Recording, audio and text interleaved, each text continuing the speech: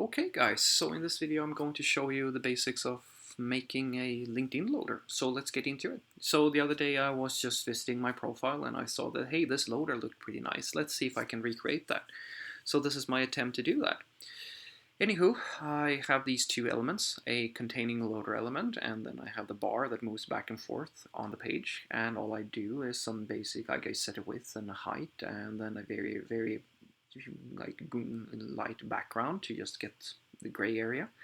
And then I set overflow hidden, because if I don't, it looks more like the bar is going outside, like that it's lying on top instead of being contained inside of the loader element. But if I do this, it looks like it's inside of it, which is exactly what I want.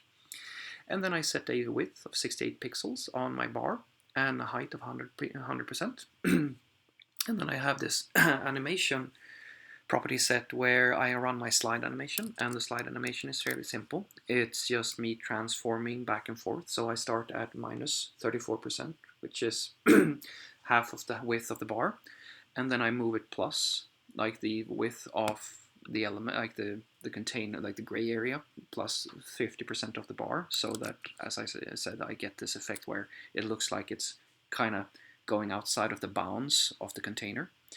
And then I just run this on an alternation, so it's alternating back and forth. So whenever I run the animation, it's going to run forwards and then backwards and then forwards and then backwards.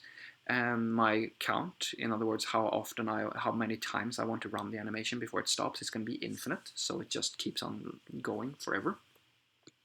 And then I just have an animation easing that is kind of arbitrary.